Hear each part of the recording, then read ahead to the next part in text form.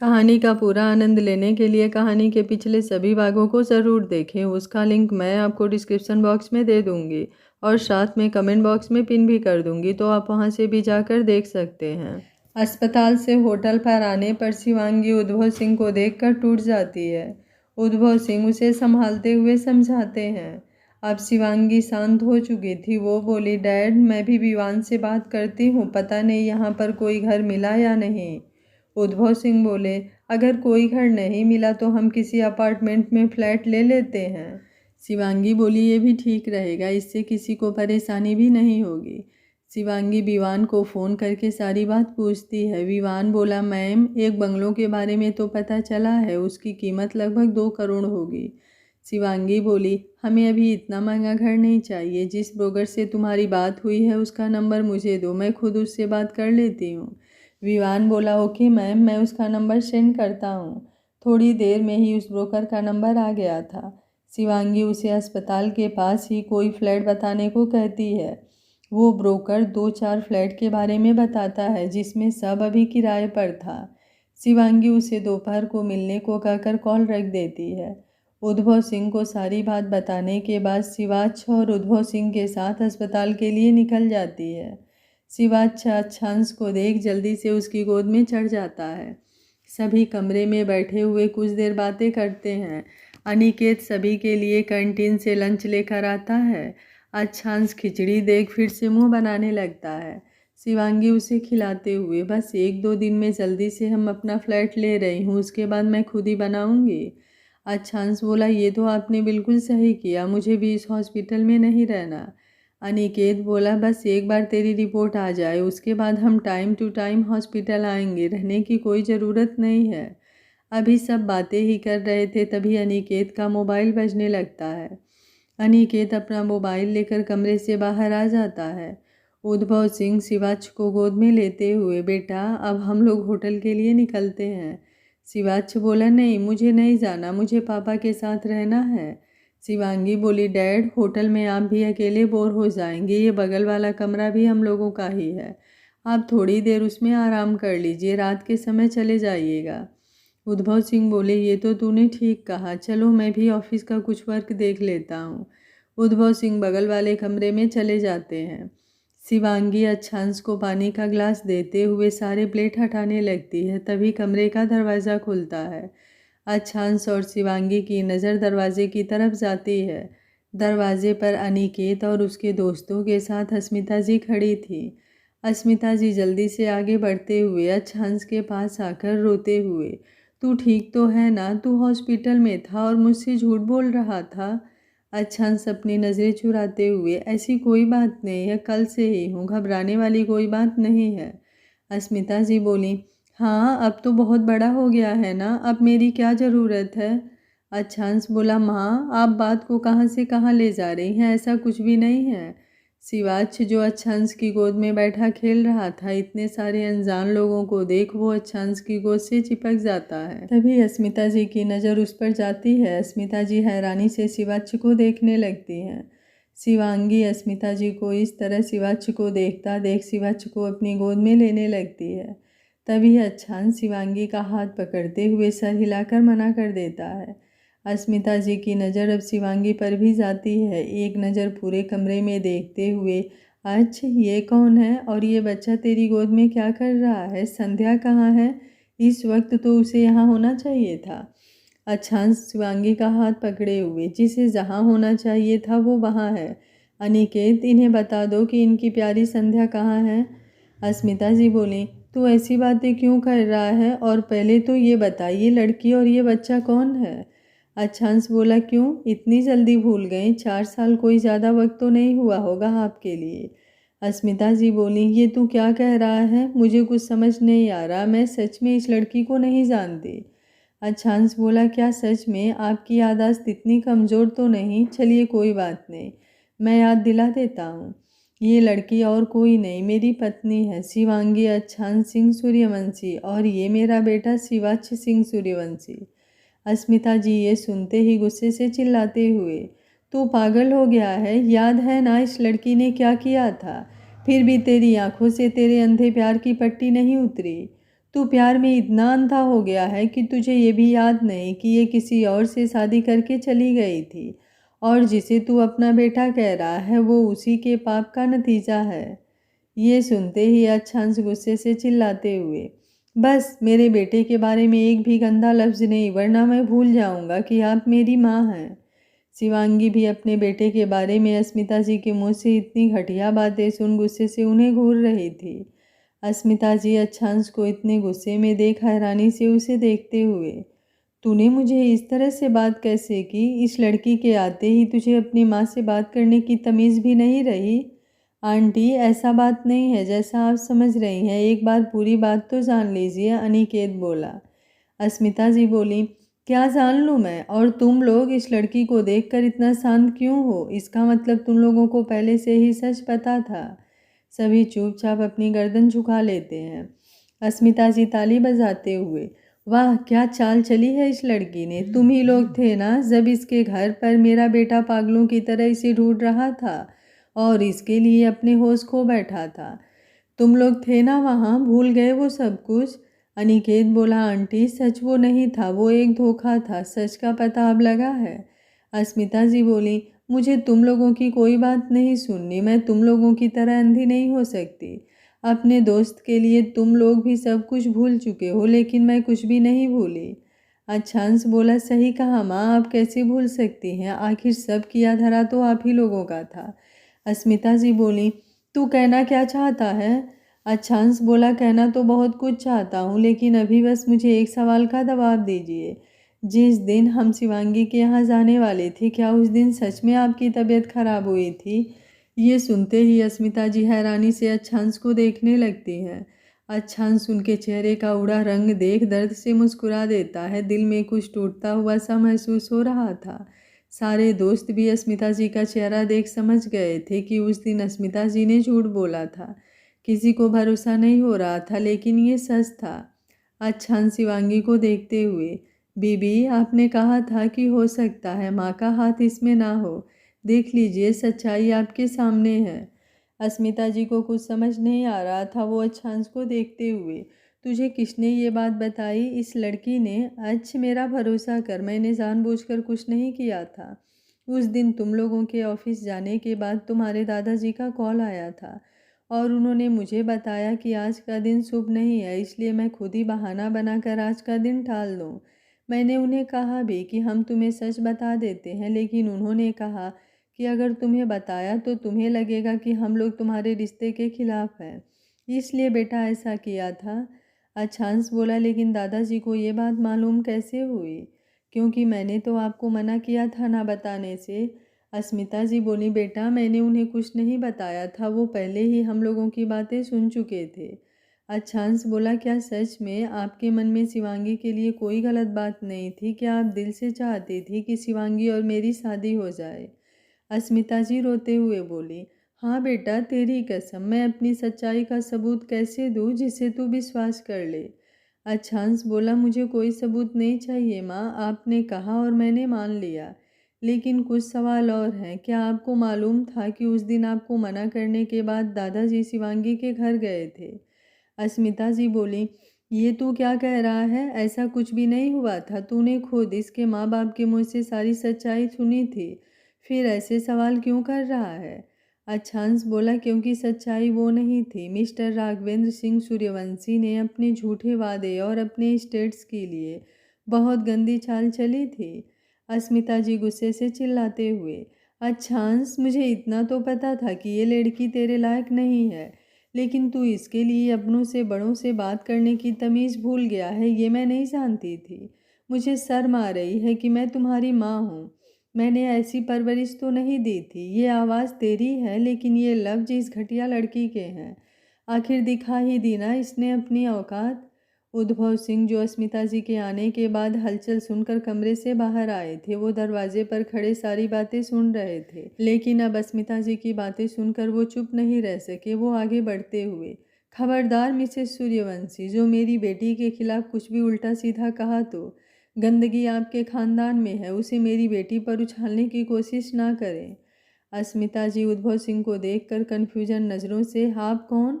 उद्भव सिंह बोले, मैं उद्भव सिंह, शिवांगी का बाप। अच्छांश बोला, माँ इस वक्त मैं आपसे किसी भी बहस करने की हालत में नहीं हूँ, इसलिए आप जयपुर चले जाइए। कुछ दिन बाद सबके कर्मों का हिसाब करने आऊँगा। छोड़ूंगा तो किसी को नहीं। अनिकेत, लेकर जाओ इनको।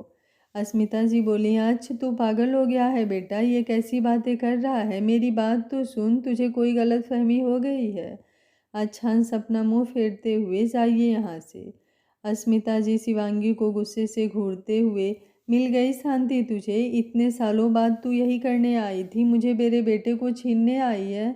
अच्छांश बोला, माँ प्लीज़ जाइए यहाँ से। मेरी पत्नी का अपमान करने का हक मैंने किसी को नहीं दिया है, चाहे वो कोई भी हो। कुणाल और अनिकेत अस्मिता जी को पकड़कर बाहर ले जाते हैं। अस्मिता जी रोते हुए अच्छांश को देख रही थी। बाहर आते हुए, देखा तुम लोगों ने, उस लड़की ने कैसा जादू कर दिया है। मेरा बेटा मुझसे बात नहीं करना चाह रहा। कुणाल बोला, आंटी ऐसी कोई बात नहीं है। अगर एक बार आप पूरी बात को जानने की और समझने की कोशिश करेंगी तो आपको पता चल जाएगा कि अच्छांश गलत नहीं कर रहा। अस्मिता जी बोली, क्या गलत नहीं कर रहा? वो लड़की अपने पाप को मेरे बेटे के माथे पर मढ़ रही है। वो उसकी ज़बान बोलने लगा है, अपनी माँ से बदतमीजी कर रहा है। ये तुम लोगों को नहीं दिख रहा? अनिकेत बोला, आंटी शिवांगी की कोई गलती नहीं है, वो खुद सबके साजिशों का शिकार हो गई थी। अगर आपको विश्वास नहीं तो हम आपको सबूत के साथ सारी बातें बताएंगे, लेकिन आप प्लीज़ इतना हाइपर मत होइए। अच्छ की तबीयत सही नहीं है, उसके लिए इस वक्त स्ट्रेस लेना उसकी तबीयत को और भी बिगाड़ सकता है। प्लीज़ अच्छ के लिए हमारी बात सुन लीजिए। अस्मिता जी बोली, ठीक है, पहले मुझे पूरी बात बताओ, आखिर मैं भी तो देखूं। तुम लोग ऐसा क्या पता चल गया है कि वो लड़की आज तुम लोगों की नज़रों में इतनी अच्छी बन गई है? सभी वहीं कॉरिडोर में चेयर पर बैठ जाते हैं। सभी मिलकर अस्मिता जी को शुरू से सारी बातें बताने लगते हैं। अंदर अच्छांश अपने आँखों की नमी को हटाते हुए, आई एम सॉरी जान, माँ ने जो भी कहा मैं उनकी तरफ से माफ़ी मांगता हूँ। शिवांगी नामे सिर हिलाते हुए, इसकी कोई ज़रूरत नहीं है। जो सच उन्हें मालूम है उन्होंने उस वजह से ऐसा रिएक्ट किया। आप इन सारी बातों को मत सोचिए। चलिए, दवा का टाइम हो गया है, आप दवा लेकर आराम कीजिए। अच्छांश बोला, आपने ही उन्हें बुलाया है ना? क्यों बुलाया उन्हें? मैं जानता था कि उस दिन जो भी हुआ कहीं ना कहीं उनका भी हाथ है। उद्भव सिंह अच्छांश के सर पर हाथ फेरते हुए, बेटा शिवांगी ने जो किया सही किया, आप इतना मत सोचिए। सच का सामने आना ज़रूरी है और मुझे विश्वास है कि जब उन्हें सच का पता चलेगा तो वो खुद समझ जाएंगी कि आप गलत नहीं हैं। शिवाच बोला, पापा वो आंटी आपको डांट क्यों रही थी? वो बिल्कुल अच्छी नहीं है। शिवांगी बोली, शिवाच ऐसी बातें नहीं करते बेटा, आप नानू के साथ खेलिए, पापा को अभी आराम करना है। शिवाच बोला, लेकिन क्यों, पापा को क्या हुआ है? अच्छांश उसका सर चूमते हुए, कुछ नहीं हुआ है पापा को, बस थोड़ा सा थक गए हैं। शिवाच बोला, ओके, मैं आपको परेशान नहीं करूँगा। अच्छांश बोला, नहीं मेरा बच्चा, आप तो बिल्कुल गुड बॉय हो, आप मुझे कभी परेशान नहीं कर सकते। उद्भव सिंह शिवाच को लेकर बगल वाले कमरे में चले जाते हैं। इस वक्त उन्हें भी शिवांगी और अच्छांश को कुछ देर अकेला छोड़ना सही समझा था। उनके जाने के बाद शिवांगी अच्छांश को दवा खिलाती हुई लेटने को कहती है। अच्छांश उसे अपने पास बैठाते हुए उसके गोद में सर रख लेता है। शिवांगी भी उसके सर को सहलाते हुए उसके माथे को चूम लेती है। अच्छांश शिवांगी का हाथ पकड़कर अपने सीने पर रखते हुए, मेरी वजह से आपको क्या क्या सहना पड़ रहा है? शिवांगी बोली, अच्छा और ये बताइए इतने अच्छे अच्छे ख्याल आपके दिल में आए कैसे? अच्छांश शिवांगी को देखते हुए, आप नाराज़ क्यों हो रही हैं? मैंने जो कहा वो सच है। शिवांगी बोली, ज़्यादा दिमाग चलाना बंद कीजिए, कहा है ना, बिल्कुल कुछ भी सोचने की ज़रूरत नहीं है, सब ठीक हो जाएगा। अच्छांश बोला, सब ठीक हो जाएगा, लेकिन मैं उन लोगों को कभी माफ़ नहीं करूँगा। उन लोगों ने जो किया है वो केवल गलती नहीं है, उन्होंने जानते बूझते गुनाह किया है। बहुत तकलीफ़ हो रही है, मेरे अपने ही मेरी खुशियों के दुश्मन बन गए। क्या इन लोगों को इतने सालों में मेरे दर्द से तकलीफ़ से कभी कोई असर नहीं हुआ? कहते हुए उसकी आवाज़ भर्रा जाती है। शिवांगी अपनी हथेली उसके गालों पर रखती हुई, जानती हूँ जब अपने तकलीफ़ देते हैं तो उस दर्द का कोई दवा नहीं होता, लेकिन ये भी तो सोचिए कि आपके कुछ और भी अपने हैं जिन्हें आपकी तकलीफ़ से बहुत तकलीफ़ होती है। आपके दोस्त ऐसे दोस्त बहुत खुशनसीबी से मिलते हैं। अच्छांश अपने दोस्तों के बारे में सोचते हुए, ये तो आपने बिल्कुल सही कहा। इन लोगों ने हमेशा मेरा साथ दिया है। आपको पता है, कॉलेज में जो मधुर और कुणाल की गर्लफ्रेंड थी, दोनों ने उनसे शादी कर ली है। कुणाल तो पापा बनने वाला है, अनिका 6 मंथ प्रेग्नेंट है। शिवांगी खुश होते हुए, सच में? ये तो बहुत खुशी की बात है। और भी सबके बारे में बताइए ना। वैसे आपकी कंपनी और आपके नाम के बारे में तो न्यूज़ में सुनती रहती थी, लेकिन बाकियों के बारे में कोई खबर नहीं थी। क्या बाकी लोगों ने भी शादी कर ली है? अच्छांश बोला, सब ने कर ली है, लेकिन अनिकेत मेरी वजह से लड़कियों से नफरत करने लगा था। ये सुनते ही शिवांगी थोड़ा उदास हो जाती है। अच्छांश मुंह बनाते हुए, बीबी ये तो गलत बात है। अभी आप मुझे कुछ भी उल्टा सीधा सोचने से मना कर रही थी और खुद उदास हो गई। शिवांगी हल्का सा मुस्कुरा देती है। अच्छांश बोला, लेकिन अब वो शादी करने के लिए तैयार हो गया है। शिवांगी अच्छांश को हैरानी से देखने लगती है। अच्छांश अपनी आंखें टिमटिमाते हुए, मैं सच कह रहा हूँ। और आपको पता है, अब वो जल्दी से जल्दी शादी करना चाहता है, क्योंकि उसे कुछ इम्पोर्टेंट बातें पता करनी है। शिवांगी अच्छांश के चेहरे पर हंसी देख, ऐसी भी क्या इम्पोर्टेंट बात जाननी है जिसके लिए शादी करना ज़रूरी है? अच्छांश बोला, बता दूँ? शिवांगी को अब और ज़्यादा जिज्ञासा हो जाती है। शिवांगी बोली, बताइए ना, ऐसी क्या बात है? अच्छांश शिवांगी के गले में अपनी दोनों बाहें डालते हुए, उसे अपने चेहरे पर झुकाकर बेहद सेडेक्टिव आवाज़ में, उसे जानना है कि शिवांगी पूरी क्यूरियोसिटी से अच्छांश के आगे बोलने का वेट कर रही थी। अच्छांश बोला, उसे जानना है कि? शिवांगी झल्लाते हुए बोली, आगे भी तो बताइए। अच्छांश मुस्कुराते हुए उसके होठों को चूमकर, कि कैसे पता चलता है लड़कियों का फर्स्ट टाइम है। शिवांगी को कुछ समझ नहीं आता। वो चिढ़ते हुए, ये क्या बात हुई? मुझे आपकी बातें बिल्कुल समझ नहीं आ रही, साफ साफ बताइए ना। अच्छांश बोला, मतलब आपको भी समझ नहीं आया? शिवांगी बोली, नहीं, ये फर्स्ट टाइम क्या होता है? अच्छांश बोला, फर्स्ट टाइम का मतलब है जब कोई लड़की पहली बार किसी लड़के से फिजिकल रिलेशन बनाती है। ये सुनते ही शिवांगी के कान और गाल गर्म हो जाते हैं। वो तो कुछ पल हैरानी से आंखें फाड़े अच्छांश की आंखों में देखती रह जाती है, लेकिन जल्दी ही सेंस में आते हुए अच्छांश से दूर हटने की कोशिश करती है। अच्छांश उसकी शर्माहट देखते हुए मुस्कुरा देता है। वो अपनी पकड़ मजबूत करते हुए, क्या हुआ? आपको ही जानना था ना, मैं डिटेल में बताता हूँ। शिवांगी हकलाते हुए, मुझे कुछ नहीं जानना, छोड़िए मुझे। अच्छांश बोला, आपका लाल लाल चेहरा मेरे अरमानों को फिर से जगा रहा है। शिवांगी अच्छांश की आंखों पर अपनी हथेली रखते हुए, क्यों परेशान कर रहे हैं, चलिए सो जाइए। अच्छांश बोला, नहीं, मुझे प्यास लग रही है और इस तरह अपने पति को प्यासा रखना अच्छी बात नहीं है। शिवांगी बोली, तो मैं पानी पिलाती हूँ ना। अच्छांश बोला, मुझे पानी की नहीं, आपके प्यार की प्यास लगी है। कहते हुए शिवांगी के गर्दन पर थोड़ा और दबाव बनाते हुए उसके होठों को लॉक कर देता है। शिवांगी छूटने की कोशिश करती है, लेकिन अब तो अच्छांश पूरी शिद्दत से अपनी प्यास बुझाने में लग गया था। कुछ पलों में शिवांगी भी उसका साथ देने लगती है। लगभग 10 मिनट बीते होंगे, तभी शिवांगी का मोबाइल बजने लगता है। शिवांगी कसमसाते हुए छूटने की कोशिश करती है, लेकिन अच्छांश नहीं छोड़ता। थोड़ी देर बाद अच्छांश शिवांगी से अलग होता है। शिवांगी अपना सर ऊपर करते हुए गहरी गहरी सांसें लेने लगती है। अच्छांश भी पलट कर उसके पेट में अपना चेहरा छुपाते हुए खुद को शांत करता है। शिवांगी उसके बालों में अपनी उंगलियां फिराते हुए पीछे बेड से पीठ टिका लेती है। बाहर पांचों दोस्त अस्मिता जी को सारी बात बता चुके थे। अस्मिता जी अपने सर पर हाथ रखे अभी भी उन बातों पर यकीन नहीं कर पा रही थी। अनिकेत बोला, आंटी, मैं जानता हूँ कि ये ऐसी बात है जिस पर किसी को भी भरोसा नहीं होगा, लेकिन यही सच है। अच्छ के मोबाइल में उन लोगों की कुछ बातें रिकॉर्ड है, मैं लेकर आता हूँ। अस्मिता जी बोली, ऐसा कैसे कर सकते हैं? वो मेरा बच्चा इतनी तकलीफ में था और उसकी वजह कोई और नहीं, मेरे घर के ही लोग थे। अनिकेत उठकर अच्छांश के कमरे में आता है। तब तक शिवांगी अपना मोबाइल लेकर देख रही थी कि कॉल किसका आया है। अच्छांश उसके गोद में ही सो गया था।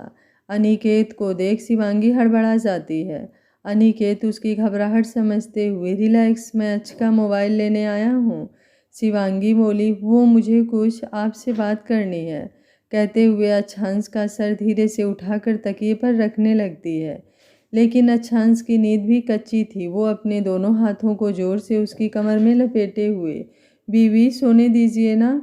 ये सुनते ही शिवांगी अनिकेत से नज़रें चुराने लगती है। अनिकेत के होठों पर भी मुस्कान आ जाती है, लेकिन वो शिवांगी को अनकंफर्टेबल फील नहीं कराना चाहता था। वो धीरे से, मैं बस 5 मिनट में आता हूँ, कहते हुए अच्छांश का मोबाइल लेकर कमरे से बाहर आ जाता है।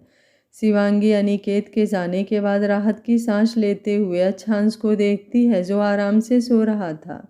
शिवांगी मुस्कुराते हुए फिर से अपना मोबाइल देखने लगती है, जिस पर ब्रोकर का कॉल आया हुआ था।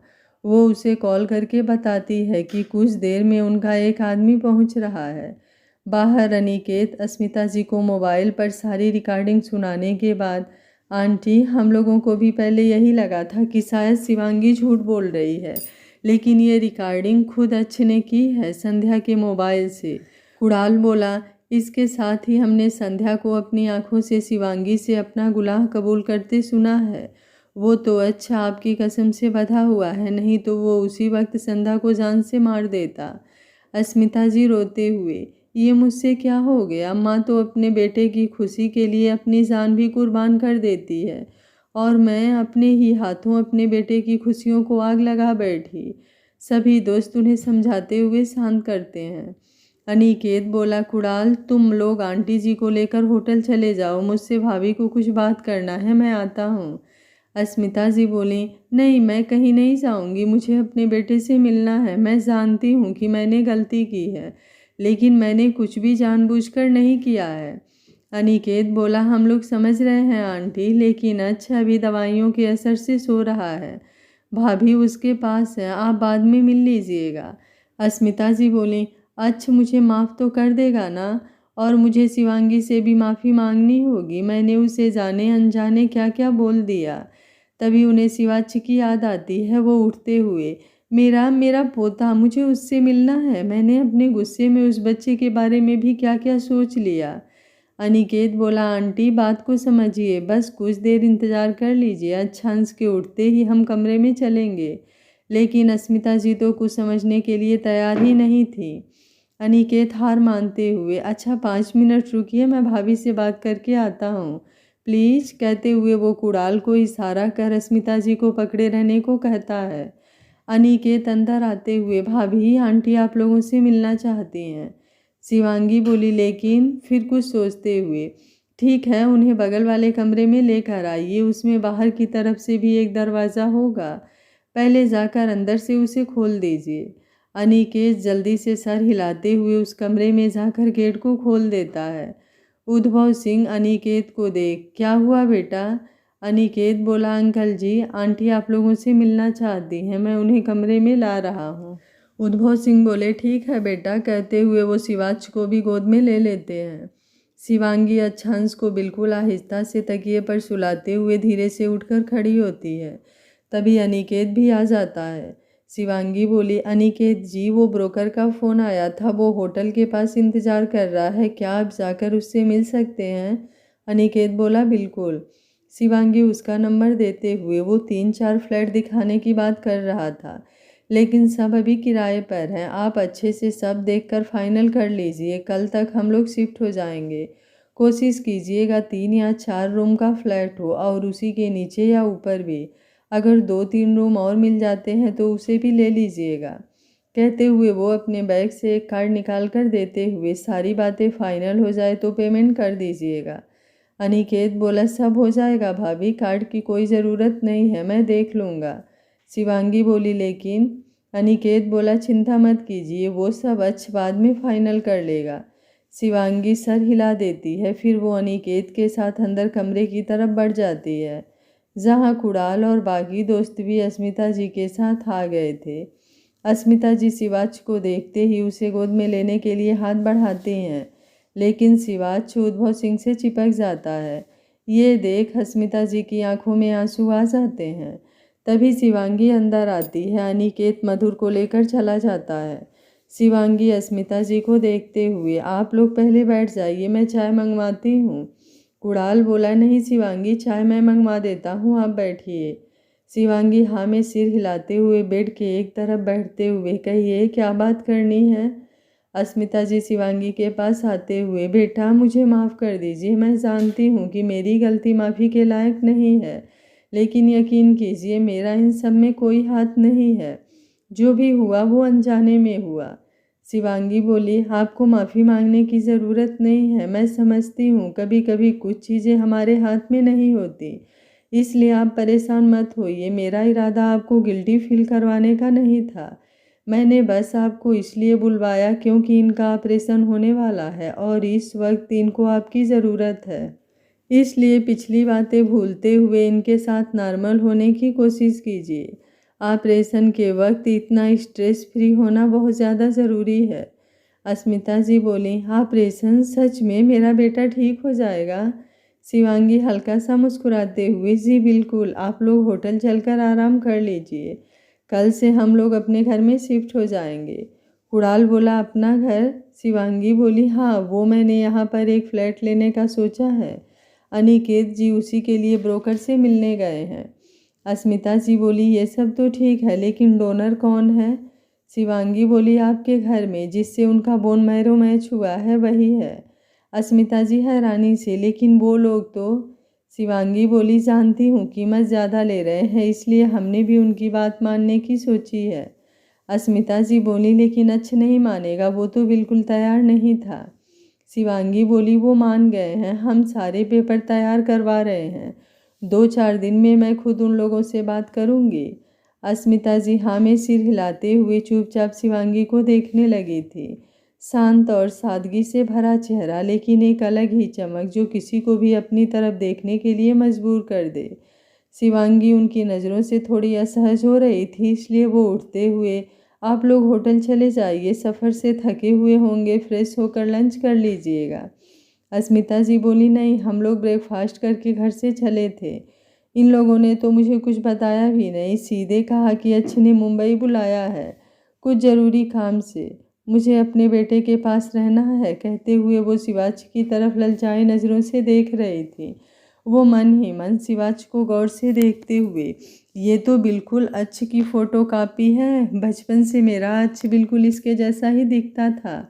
मैंने गुस्से में इस ओर ध्यान ही नहीं दिया और न जाने क्या क्या कह दिया।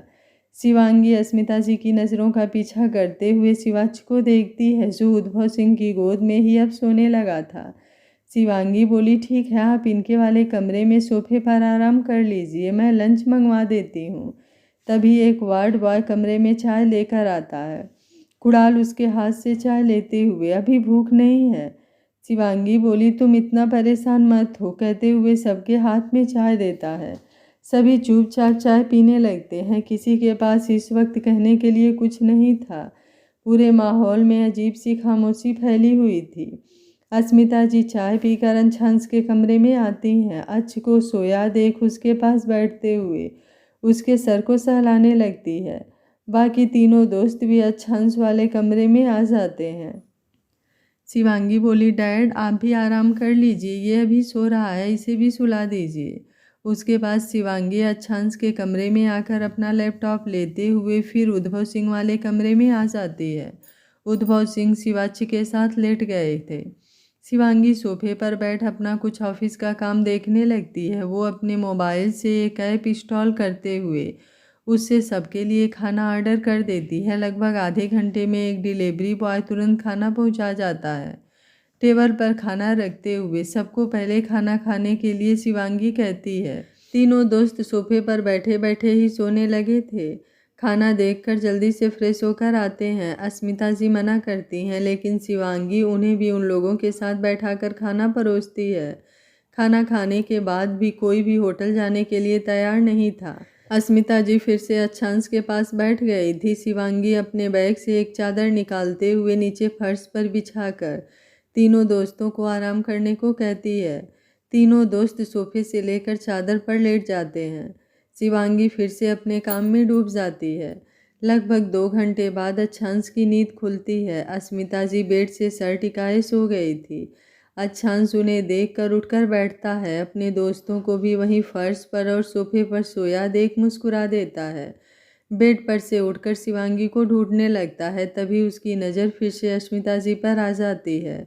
दिल में थोड़ी कड़वाहट थी, लेकिन फिर भी वो ये नहीं भूल सकता था कि वो उसकी माँ है।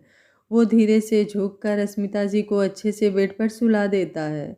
फिर वो दूसरे वाले कमरे में चला जाता है। शिवांगी शायद कोई मीटिंग अटेंड कर रही थी। अच्छांश को देख मुस्कुरा देती है। अच्छांश उसके पास आकर बैठते हुए लैपटॉप हटाकर फिर से उसके गोद में सर रख लेता है। शिवांगी वीडियो ऑफ करते हुए कुछ देर में मीटिंग खत्म करती है।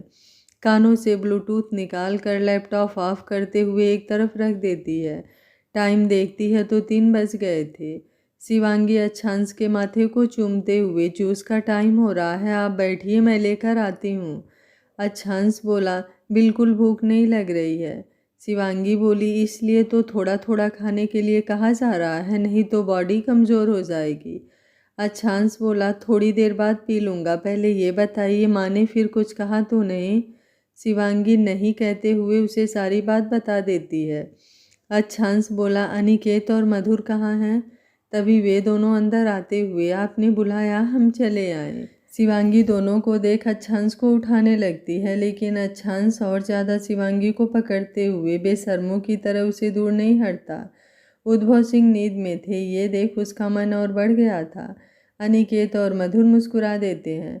शिवांगी धीरे से, ये क्या कर रहे हैं, प्लीज़ हटिए। अच्छांश शिवांगी की बातों को इग्नोर करते हुए, तुम दोनों खड़े क्यों हो, बैठो, अब बताओ कहाँ गए थे तुम लोग? अनिकेत मधुर के साथ वहीं बेड पर बैठते हुए, फ्लैट देखने गए थे भाभी, एक फ्लैट हम लोगों ने फाइनल कर दिया है। 4 रूम, एक किचन, एक टॉयलेट, वॉशरूम और बीच में हॉल है। मंथली किराया 25,000 रुपये है। हमने इस मंथ का रुपया देकर एक एग्रीमेंट पेपर ले लिया है। उसी के फ्लैट के नीचे वाला दूसरा फ्लोर भी हमें मिल गया है, यहाँ से 10-15 मिनट की दूरी पर है। शिवांगी बोली, ओके, मैं बॉडीगार्ड को सारा सामान सेट करने के लिए कह देती हूँ। नीचे वाले फ्लोर पर सारे बॉडीगार्ड रहेंगे। मधुर बोला, वाट, नीचे वाला फ्लोर बॉडीगार्ड के लिए लिया है? शिवांगी बोली, हाँ, उन लोगों को भी तो आराम की ज़रूरत होती है, फिर वो कहाँ रहेंगे? अच्छांश मुस्कुरा देता है। शिवांगी आंखों से रिक्वेस्ट करते हुए अच्छांश को हटने को कहती है। अच्छांश भी अब ज़्यादा परेशान ना करते हुए उठकर बैठ जाता है। शिवांगी बाहर निकलकर कैंटीन एरिया में आ जाती है। वहाँ से अच्छांश के लिए जूस और मधुर और अनिकेत के लिए चाय और बिस्कुट लेकर आती है। कुछ देर में बाकी तीनों दोस्त भी उठ जाते हैं। सभी बैठकर अच्छांश से बात करने लगते हैं। तभी शिवाची भी उठ जाता है। शिवांगी उसे गोद में उठाते हुए बाथरूम में ले जाकर हाथ मुँह धुलाती है। फिर थर्मस से दूध निकालकर उसे पीने के लिए देती है, लेकिन वो मुंह पर अपने हाथ रखते हुए अच्छांश के पास भागकर आ जाता है। अच्छांश उसे गोद में उठा लेता है। शिवांगी दूध का गिलास लेकर उसके पीछे आते हुए, शिवाज, चुपचाप ये दूध फिनिश कीजिए। शिवाज अच्छांश के सीने में मुँह छुपाते हुए, मुझे दूध नहीं पीना। अच्छांश शिवांगी के हाथों से गिलास लेते हुए टेबल पर रखकर, ओके, फिर क्या खाइएगा? ये सुनते ही शिवाच जल्दी से अपने छोटे छोटे दोनों हाथ अच्छांश के गले में डालते हुए, मुझे आइसक्रीम खाना है। ये सुनते ही अच्छांश के साथ सभी मुस्कुरा दिए, लेकिन शिवांगी अभी भी शिवाच को घूर रही थी। अच्छांश बोला, ओके, तो हम अभी मंगा देते हैं अपने बेटे के लिए आइसक्रीम, कौन सा वाला पसंद है आपको? उद्भव सिंह बोले, कोई भी। इसे नहीं पता कि फ्लेवर क्या होता है, इसे आइसक्रीम से मतलब होता है। वैसे बटर स्कॉच बहुत अच्छे से खाता है। शिवांगी की नज़र अब उद्भव सिंह की तरफ गई। उद्भव सिंह शिवांगी को देखते हुए, देख, इसमें मेरी कोई गलती नहीं है, मैंने तो केवल बताया है।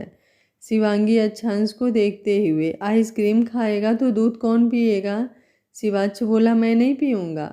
अच्छांश हंसते हुए, कोई बात नहीं, थोड़ी देर बाद पी लेगा। शिवांगी कुछ कहती उससे पहले ही पीछे से अस्मिता जी की आवाज़ आती है, कोई बात नहीं, दूध मैं पी लूँगी, लेकिन मेरा बच्चा तो आज आइसक्रीम ही खाएगा।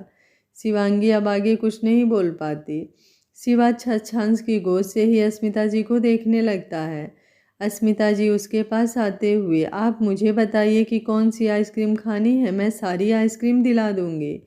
शिवाच ये सुनते ही अपनी आंखों में चमक भरते हुए अस्मिता जी को देखने लगता है। अस्मिता जी उसकी तरफ अपना हाथ बढ़ाती हैं, लेकिन शिवाच फिर से अच्छांश के सीने में मुँह छुपा लेता है। ये देख अस्मिता जी के चेहरे पर उदासी छाने लगती है। अच्छांश बोला, माँ थोड़ा टाइम दीजिए, जल्दी आपको भी पहचान लेगा। अस्मिता जी केवल हाँ में सर हिलाते हुए शिवाच के बालों पर हाथ फेर देती हैं। अनिकेत बोला, भाई तुम लोग बैठकर बातें करो, मैं तो अपने भतीजे को आइसक्रीम खिलाने ले जा रहा हूँ, कहते हुए शिवाच को गोद में ले लेता है। शिवाच भी आइसक्रीम के नाम पर अनिकेत के गोद में चला जाता है। ये देख बाकी लड़के अनिकेत को घूर घूर कर देख रहे थे। अनिकेत उन सबको इग्नोर करते हुए कमरे से बाहर चला जाता है। बाकी चारों भी उसके पीछे जाते हुए, अनिकेत देख, ये तू बिल्कुल अच्छा नहीं कर रहा है। भतीजा हम लोगों का भी है, लेकिन हम लोगों की तरफ देख भी नहीं रहा है। अनिकेत चलते हुए, अरे तो इसमें मेरी क्या गलती है? तुम भी जाओ, मेरे भतीजे को मनाने के लिए कुछ स्पेशल लेकर आओ। कुणाल बोला, गलती कर दी हमने तुम्हें अच्छांश के साथ भेजकर। हम लोग भी साथ जाते तो शिवाच हमारी गोद में भी आता। लेकिन कोई बात नहीं, देख लेना, एक बार ये हम लोगों को पहचान ले, उसके बाद तेरी तरफ देखेगा भी नहीं। अनिकेत बोला, देख तू खुद बाप बनने वाला है, अपने बच्चे के साथ खेलना, और तुम तीनों भी अब अपना अपना बेबी प्लान कर लो। मैं सिंगल हूँ, इसलिए मेरा भतीजा मेरे पास रहेगा, है ना शिव? शिवाच को ज़्यादा समझ तो नहीं आया, उसने केवल हाँ में सिर हिला दिया। मधुर बोला, शिवाच आपको बैलून पसंद है, आप मेरे गोद में आएंगे तो मैं ढेर सारा बैलून दिलाऊंगा। तभी अनेस बोला, अरे बैलून तो फूट जाएगा, मैं ढेर सारे खिलौने दिलाऊंगा। नितिन बोला, खिलौने से कौन सा पेट भरता है शिवाच, मेरे पास आओगे तो मैं तुम्हें जो पसंद होगा वो खिलाऊंगा, पिज्जा, बर्गर। शिवाच सबकी बातें सुन सुनकर खुश हो रहा था। तभी कुणाल बोला, देखो शिवाच, मेरे पास आओगे तो मैं हमेशा तुम्हें मम्मा से दूध पीने से बचा लूँगा।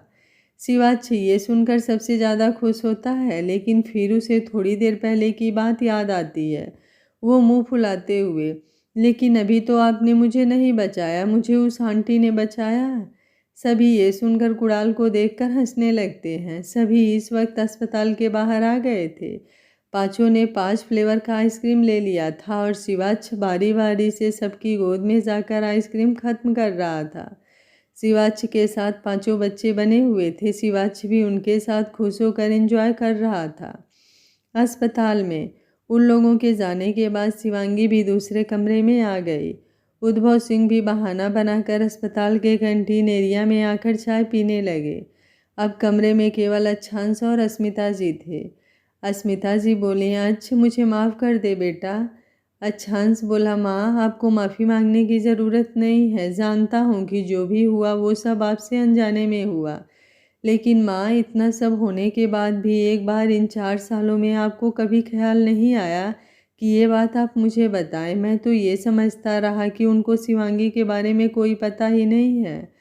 अगर मुझे हल्का सा भी डाउट होता तो मुझे सच तक पहुँचने से कोई नहीं रोक सकता था, क्योंकि पता नहीं क्यों मुझे पहले से ही इस बात का डर था कि अगर उन्हें शिवांगी के बारे में कुछ भी पता लगा तो वो ज़रूर मुझे उससे अलग करने की कोशिश करेंगे।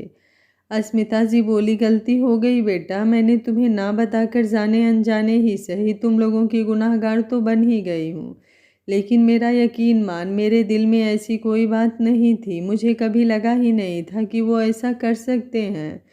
फिर जो बातें हमारे सामने आई उस वजह से मुझे भी लगने लगा कि शायद शिवांगी तुम्हारे लायक नहीं है, और ये सब बातें बताकर मैं तुम्हें कहीं और तकलीफ़ ना पहुंचा दूं।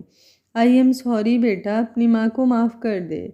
अच्छांश बोला, माफ़ी वाली कोई बात नहीं है माँ, अब बस मैं इतना ही चाहता हूँ कि मैं जब उनके गुनाहों की सज़ा दूँ तो आप मुझे नहीं रोकेंगी।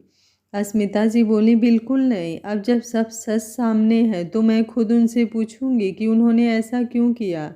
हम लोगों ने तो उनका कुछ नहीं बिगाड़ा था, बाप की तरह दर्जा दिया, कभी उनका अपमान नहीं किया, फिर उन्होंने ऐसा क्यों किया।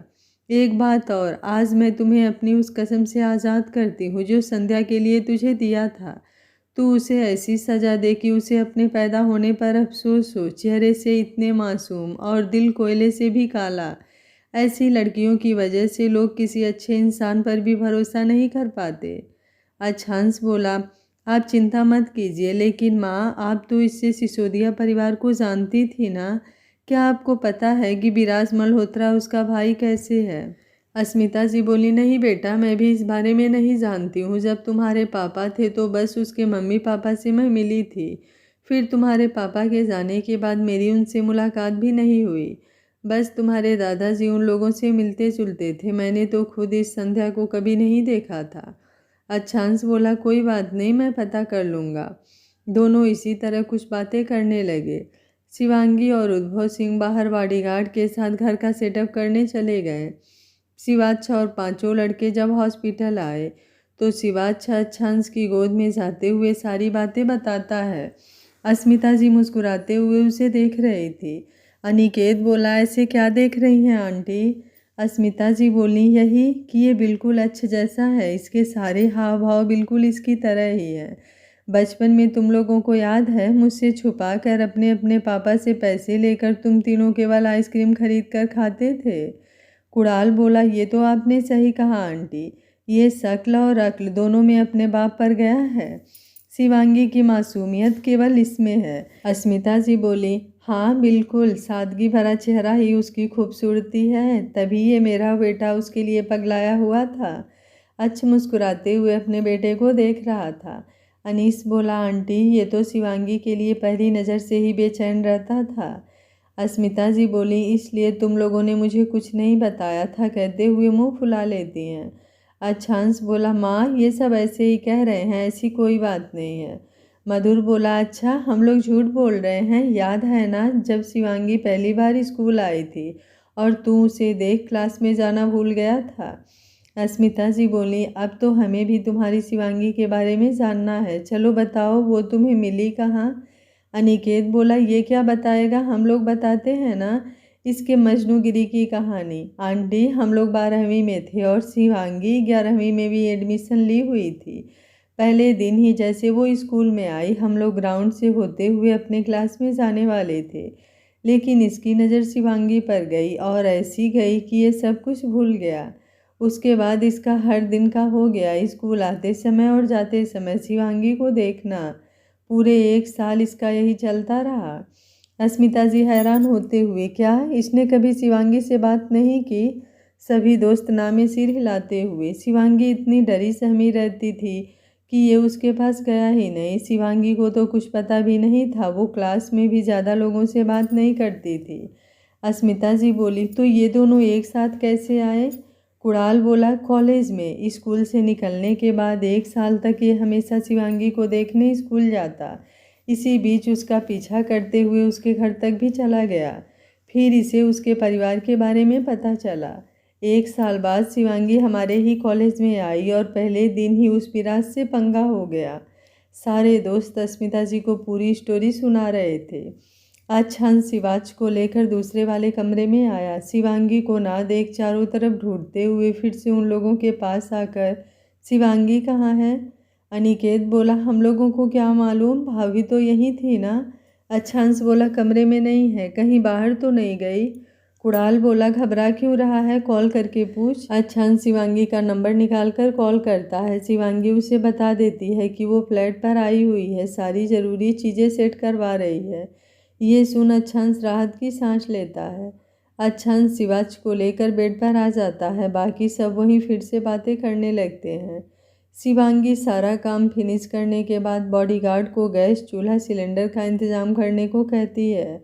उद्भव सिंह वहीं फ्लैट पर रह जाते हैं। शिवांगी वहां से निकलकर होटल पहुंचकर पूरा बिल क्लियर करके सबका सामान फ्लैट पर पहुंचवा देती है। वहां से हॉस्पिटल आते आते 8 बजे रात हो चुका था। शिवाच भी अब शिवांगी को ढूंढने लगा था। शिवांगी सबके लिए उधर से ही खाना पैक करवा कर ले आती है। खाना खाने के बाद अच्छांश सबको फ्लैट पर जाने को कहता है। जाना तो कोई नहीं चाहता था, लेकिन अस्पताल में इतने लोग रह भी नहीं सकते थे। अनिकेत को छोड़कर बाकी सब अस्मिता जी के साथ फ्लैट पर आ गए। उद्भव सिंह अपने कमरे में थे, दूसरे कमरे में अस्मिता जी और बाकी 2 कमरों में चारों दोस्त सो गए। सब कुछ धीरे धीरे अच्छा होने लगा था। अगले दिन अच्छांश की कुछ रिपोर्ट आ गई थी। 2 रिपोर्ट अगले दिन आने वाले थे। अच्छांश सभी को किसी तरह मनाकर जयपुर जाने को कहता है, क्योंकि सबके यहाँ होने से काम पर भी असर पड़ रहा था। अनिका को भी कुणाल की ज़रूरत थी। अनिकेत और अस्मिता जी को छोड़कर किसी तरह सब जयपुर लौट जाते हैं, लेकिन इस वादे के साथ कि ऑपरेशन के समय सब यहाँ आएंगे। अच्छांश भी मान जाता है। अच्छांश भी फ्लैट पर आ जाता है। 4 रूम का फ्लैट। शिवांगी ने अच्छे से सारी चीज़ एडजस्ट कर दी थी। शिवाच सभी से घुल मिल गया था। अच्छांश और शिवांगी से समझाने पर अस्मिता जी के पास भी जाने लगा था। अच्छांश की सारी रिपोर्ट आने के बाद डॉक्टर अच्छांश को एक कीमोथेरेपी चढ़ाने का फैसला लेते हैं। शिवांगी अच्छांश का पूरा ख्याल रख रही थी। आज डॉक्टर अच्छांश को कीमोथेरेपी के लिए ले जाने वाले थे। शिवांगी अच्छांश के साथ सुबह ही हॉस्पिटल आ गई थी। अच्छांश शिवांगी का हाथ पकड़े हुए बेड पर बैठा हुआ था। शिवांगी अंदर ही अंदर घबरा रही थी, क्योंकि डॉक्टर ने बताया था कि कीमोथेरेपी के दौरान पेशेंट को असहनीय दर्द होता है। उसकी आंखें बार बार नम हो जा रही थी। घबराहट तो अच्छांश को भी थी, लेकिन शिवांगी का डर भी महसूस कर पा रहा था। अच्छांश शिवांगी को गले लगाते हुए, कुछ नहीं होगा मुझे, आप है ना बेबी? शिवांगी बोली, मैं हमेशा हूँ। अनिकेत डॉक्टर के साथ अंदर आता है। डॉक्टर बोले, सारी तैयारियां हो गई है मैम, अब आप बाहर जाइए। शिवांगी अच्छांश को देखते हुए उसके हथेली को चूमते हुए, मैं बाहर ही हूँ। अनिकेत और शिवांगी बाहर आ जाते हैं। शिवांगी अपने एक हाथों की उंगलियों को दूसरे हाथों में बार बार उलझा रही थी। डॉक्टर ने उसे बताया था कि कीमो चढ़ाने पर पेशेंट को बहुत ज़्यादा तकलीफ़ होती है और कमज़ोरी भी बहुत महसूस होती है। ना चाहते हुए भी बार बार शिवांगी की आंखों में आंसू आ जा रहे थे। अच्छांश के दर्द को महसूस कर वो ऊपर देखते हुए, महादेव शक्ति देना उन्हें, उनकी सारी तकलीफ़ मुझे दे दो, बोलते हुए अपने दोनों हाथों को जोड़कर बैठ जाती है। क्या अच्छांश की फैमिली वाले उसकी पूरी प्रॉपर्टी लेने के बाद भी बोन मैरो देने के लिए तैयार हो जाएंगे, या फिर कोई नई चाल चलेंगे? जानने के लिए देखते रहिए कहानी का अगला भाग। आगे कहानी और भी ज़्यादा इंटरेस्टिंग और खूबसूरत होगी, तो आप लोग कहानी में बने रहिए। अगर आपको कहानी अच्छी लग रही है तो वीडियो को लाइक, शेयर एंड चैनल को सब्सक्राइब कर लीजिएगा। Thank you for watching. मिलते हैं कहानी के अगले भाग में।